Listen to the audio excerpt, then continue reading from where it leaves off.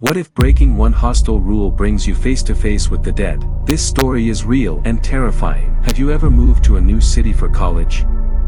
New people, new place, and maybe even a hostel to live in. This is a story about Rahul. He moved from Ratnagiri to Pune to complete his studies. He was a bright student, got great marks and got into a top college. His parents were proud, and they all came together to Pune. They found a good college in Kothra and also got a hostel nearby. Everything looked perfect, but there was one thing they didn't know. The hostel had a secret. Rahul was super excited to start his new journey. After paying the fees, his parents dropped him at the hostel. He walked to the reception desk, gave his name, and the receptionist slowly looked up.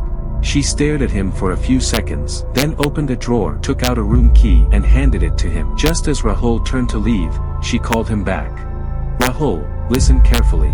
You're new here, so I'll tell you this once. On Saturdays, don't leave your room. Not during the day, not in the evening, not even at night. No matter what happens, stay inside. Rahul was confused. He asked, why?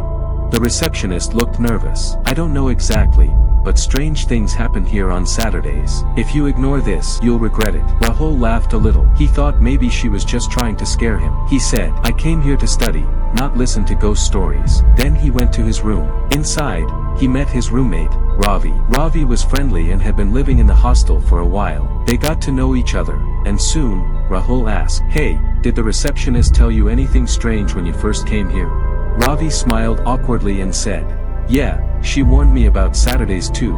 I don't know what it is, but I stay in my room on that day, just in case. Rahul still didn't believe it. He thought it was just a silly hostel rumor. The first week passed. College had started, and Rahul was enjoying everything.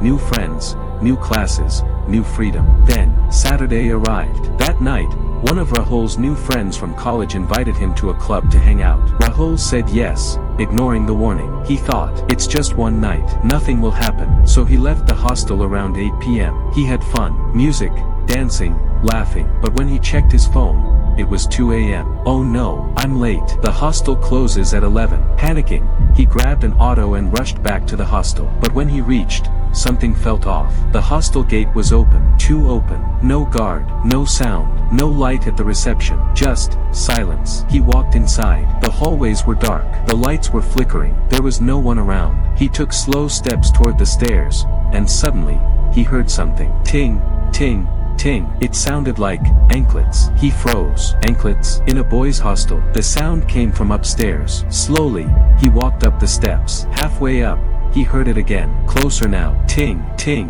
Then he saw it. At the end of the corridor, a woman, wearing a red sari. Her hair was open. She was holding a candle, but he couldn't see her face. She moved slowly, without any sound, just the candlelight flickering in the dark hallway. Rahul's body froze. He couldn't believe what he was seeing. He started stepping back down the stairs, heart pounding. Then, suddenly, a voice from behind whispered, your time outside belongs to me now. He turned. She was right there. The same woman, red sari, candle, but her face was covered in shadows. He couldn't move, couldn't speak, couldn't breathe. The candle's light was strong, but still, her face stayed hidden. He finally ran. He ran as fast as he could, but tripped and fell. He hit the floor hard. He looked up. She was walking toward him, slowly. And now, he smelled something. Burnt flesh, rotten smoke. He realized, she wasn't alive. Her skin was dry. Her movements, too smooth. She wasn't human. He screamed, loud. The scream echoed down the halls. Doors opened. Students ran out. His roommate, Ravi,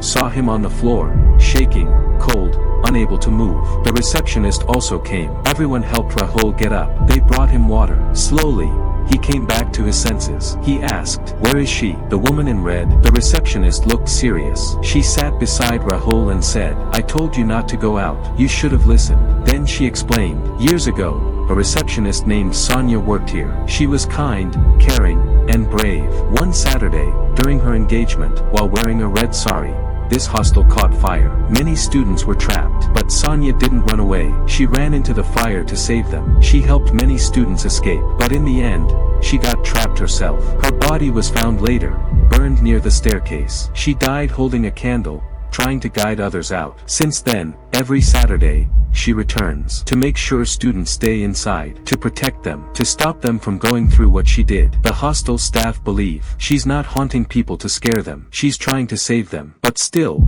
no one knows what happens if you stay out too long. Rahul asked, then why did she come so close to me? Why did I pass out? Ravi replied, maybe she was pulling you back in. Maybe someone or something else could have found you. The room fell silent, because the truth is, Sonia might be the only friendly spirit in the hostel. And others? No one knows. Rahul was lucky. People heard his scream. They opened their doors. But what if no one had? What if he had stayed out just a little longer?